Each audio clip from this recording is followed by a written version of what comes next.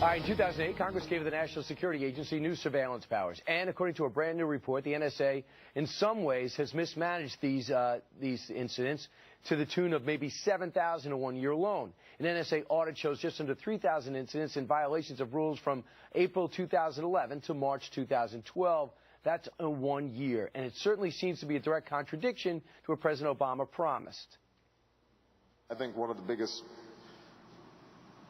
problems of the last 8 years has been the degree to which President Bush has taken almost the opposite tack. One of the things I want to do is open things up. I want transparency. I want accountability.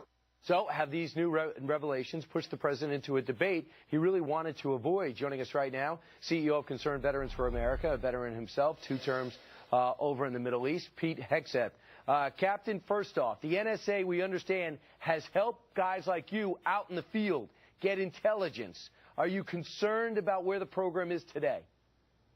Well, a little bit, but, you know, I mean, you and I are both security-minded guys. We understand this government's got to have, military's got to have the tools necessary at their disposal to ensure we're surveilling, identifying threats before they happen. That's part of the reason why we haven't seen a repeat of 9/11. These tools have been useful. They've identified people plotting, and therefore our security folks in charge of security need them, and guys in the field need them. So we got to be willing to, and this administration has not been willing to, defend them. But also, hey, we're fighting for the liberty and freedom here that we've always cherished. And I don't want a government that's surveilling on me willy-nilly, that doesn't have the safeguards in place, that isn't preventing someone at a keyboard from digging into my phone calls and emails, which as these things trickle out, and it's unfortunate they've trickled out from Snowden, because Snowden, you know, the traitor trash that he is. Pete, it came from an internal audit.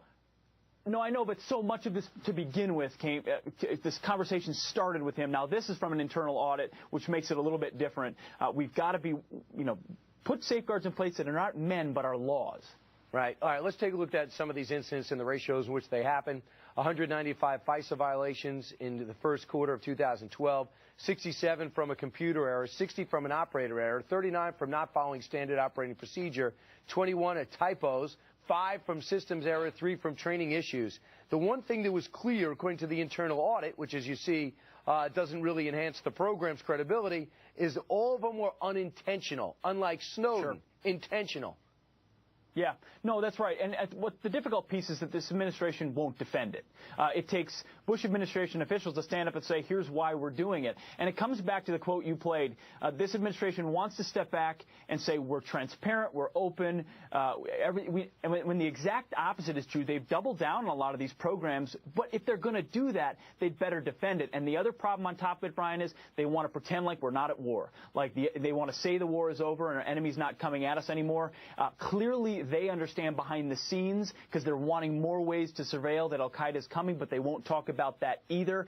And that's what's frustrating the public. They say the war's over, yet they're surveilling more and more. Where's the disconnect? And they won't defend it. And by the way, what's going to frustrate the public, especially a guy like you who fought in Iraq? You know what the Iraqi foreign minister asked over the weekend?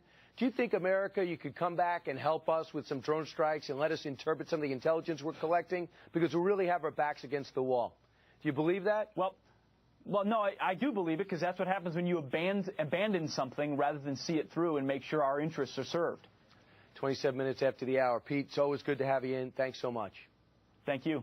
All right, straight ahead. This is shocking.